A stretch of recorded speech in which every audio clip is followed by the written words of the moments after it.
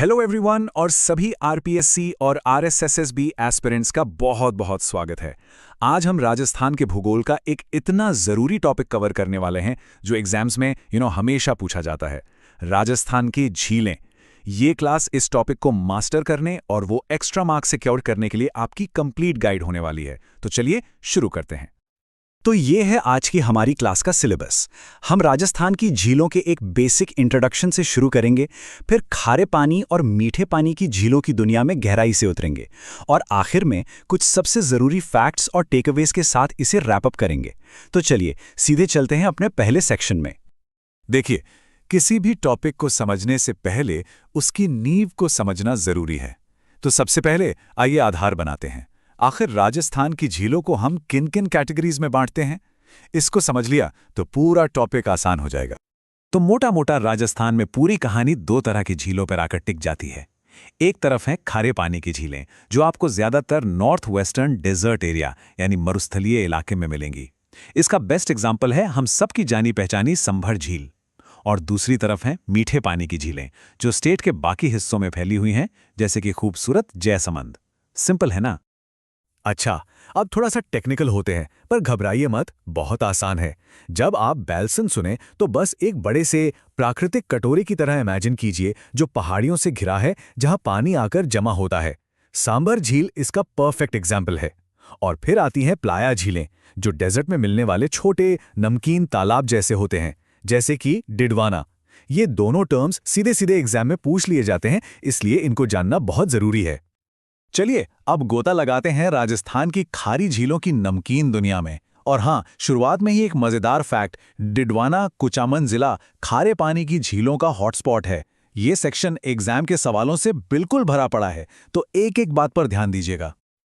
और जब भी खारी झीलों की बात होती है तो एक ही नाम सबसे ऊपर आता है, सांभर। ये कोई ऐसी वैसी झील नहीं है, ये है भारत की सबसे बड़ी इनलैंड सॉल्ट लेक। और यही बात इसे हमारे लिए एक सुपर डुपर इंपॉर्टेंट टॉपिक बना देती है। ओके, तो सांभर के फैक्ट्स को आसान भाषा में समझते हैं। पहली बात, ये 3 जिलों जयपुर, डिडवाना कचामन और अजमेर में फैली हुई है। एरिया इसका बहुत बड़ा है, लगभग 500 स्क्वायर किलोमीटर। रैंक की बात करें तो चिल्का और पुलिकट के बाद ये भारत की तीसरी सबसे बड़ी खारे पानी की झील है। इसमें मेंथा और रूपंगढ़ जैसी कई नदियां आकर गिरती हैं। लेकिन यहां है वो गोल्डन फैक्ट जो एग्जाम में बार बार आता है। यहां भारत के कुल नमक उत्पादन का 8.7% प्रोड्यूस होता है। सोचो, पूरे देश का लगभग 9% नमक। सांबर की कहानी इसके पानी जितनी ही गहरी है। चलिए एक छोटा सा टाइम ट्रैवल करते हैं। बिजौलिया शिलालेख के अनुसार इसे 1170 एडी में वासुदेव चौहान ने बनवाया था। आगे बढ़ें तो 1562 में यहीं पर सम्राट अकबर की हरकाबाई से शादी हुई थी। 1964 में सांबर सॉल्ट्स लिमिटेड की स्थापना ने इसकी इकोनॉमिक इंपॉर्टेंस बढ़ा दी। 1990 में इसे रामसर साइट का प्रतिष्ठित दर्जा मिला, जो एक बहुत बड़ी बात है।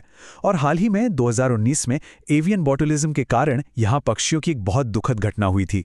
याद रखिएगा, ये हर एक माइलस्टोन आपके एग्जाम के लिए एक पोटेंशियल क्वेश्चन है। अब आइए राजस्थान की 3 बड़ी खारी झीलों को फटाफट कंपेयर करते हैं। देखिए, पचपदरा का नमक सबसे बेस्ट क्वालिटी का है, जिसमें 98% सोडियम क्लोराइड होता है, खाने के लिए एकदम फर्स्ट क्लास। सांभर, जैसा हमने अभी देखा, प्रोडक्शन में किंग है। और डिडवाना का नमक वो खाने के लिए नहीं है, क्योंकि उसमें सोडियम सल्फेट मिलता है, जो इंडस्ट्रीज में काम आता है। इन तीनों के बीच ये बेसिक सा फर्क समझना बहुत जरूरी है। पचपदरा झील में नमक बनाने का तरीका वो असल में एक कला है, एक ऐसी परंपरा जो सदियों से चली आ रही है। माना जाता है कि इसे पांचा भिल ने एक दलदल को सुखाकर बनाया था। आज खारवल समुदाय इस विरासत को आगे बढ़ा रहा है। वो एक खास मोरली नाम की झाड़ी की टहनियों का इस्तेमाल करके हमा से क्रिस्टल नमक बनाते हैं। और इस खास नमक को क्या कहते हैं? रेस्टा। ये 3 नाम, खारवल, मोरली और रेस्टा, नोट कर लीजिए, एग्जाम्स में अक्सर आते हैं। चलिए एक क्विक टूर करते हैं कुछ और नमकीन ठिकानों का। बीकानेर में है लुनकरानसर, तलछापर है चूरू में, जो सिर्फ नमकीन पानी के लिए नहीं बल्कि खूबसूरत काले हिरणों यानी ब्लैक बक्स के लिए भी फेमस है। फिर सीकर में है रिवासा, जैसलमेर में कवोड और पोखरन, पलोदी में फलोदी और बाप, और डीडवाना कुचामन में कुचामन। ये लिस्ट एक बार नजर में रखना अच्छा है डिस्ट्रिक्ट वाइज मैचिंग के लिए। तो नमकीन सफर पूरा हुआ। अब मिठास की तरफ चलते हैं। अब टाइम है राजस्थान की मीठे पानी की झीलों को एक्सप्लोर करने का। और इसकी शुरुआत करने के लिए मेवाड़ के गहनों यानी उदयपुर क्षेत्र की खूबसूरत और ऐतिहासिक झीलों से बेहतर जगह और क्या हो सकती है। एक बहुत मशहूर कहावत है जो हमारे अगले स्टॉप की पहचान है। उदयपुर को झीलों की नगरी कहा जाता है। और यह बिल्कुल सच है। ये शहर अपनी शानदार झीलों से ही जाना जाता है। उन्हीं से इसकी रोशनी है। तो सबसे पहले बात करते हैं उदयपुर की शान जयसमंद की, जिसे धेबर झील भी कहते हैं। ये कोई आम झील नहीं, ये है राजस्थान की सबसे बड़ी मानव निर्मित यानी आर्टिफिशियल फ्रेश वाटर लेक। इसे महाराजा जयसिंह ने 1685 से 1691 के बीच गोमती नदी पर बनवाया था। इस पर 7 द्वीप हैं, सबसे बड़ा बाबा का बखड़ा और सबसे छोटा प्यारी। इससे सिंचाई के लिए 2 इंपॉर्टेंट नहरें निकलती हैं, श्यामपुरा और भट, और इसे जलचरों की बस्ती यानी अबोर्ड ऑफ एक्वाटिक लाइफ के नाम से भी जाना जाता है। अब आते हैं पिचोला झील पर, जिसकी कहानी किसी फिल्म स्क्रिप्ट से कम नहीं है। सोच के देखिए, इसे राणा लाखा के शासन में छित्तर नामक एक बंजारे ने बनवाया था। लेकिन यहां से कहानी एक शाही मोड़ लेती है। प्रिंस खुर्रम, जिन्हें हम बाद में शाहजहां के नाम से जानते हैं, उन्होंने इसके जग मंदिर पैलेस में शरण ली थी। और कहा जाता है कि यहीं से उन्हें ताजमहल बनाने की प्रेरणा मिली। Amazing right. बाद में 1857 की क्रांति के दौरान महाराणा स्वरूप सिंह ने अंग्रेज परिवारों को यहीं पनाह दी थी। और आज इसका जगनिवास महल मशहूर ताज लेक पैलेस होटल है। मतलब इस झील ने इतिहास बनते देखा है। उदयपुर में अगला स्टॉप है फतेह सागर लेक। इसका ओरिजिनल नाम था देवाली तालाब। एक बहुत इंटरेस्टिंग फैक्ट है कि इसकी नींव ड्यूक ऑफ कॉनॉट ने रखी थी, इसलिए इसे कभी कभी कॉनॉट डैम भी कहते हैं।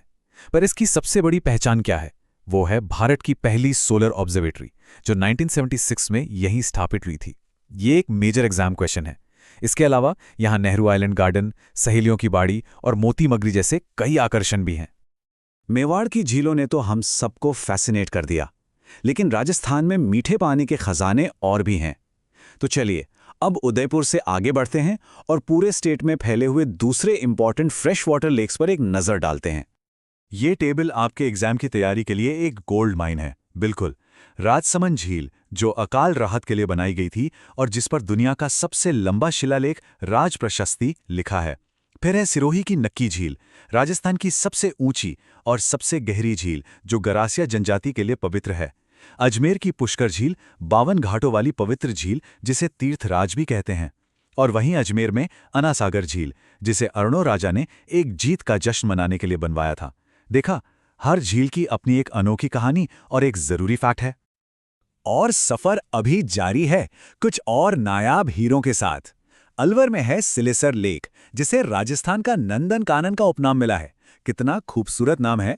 फिर बीकानेर चलते हैं कोलायत लेक, जो कपिल मुनि के आश्रम की भूमि है। वहीं पर गजनेर झील भी है, इतनी साफ कि उसे पानी का शुद्ध दर्पण कहा जाता है। और जोधपुर में हमें मिलती हैं कायलाना और बालसमंद झीलें, दोनों ही अपने आप में ऐतिहासिक हैं।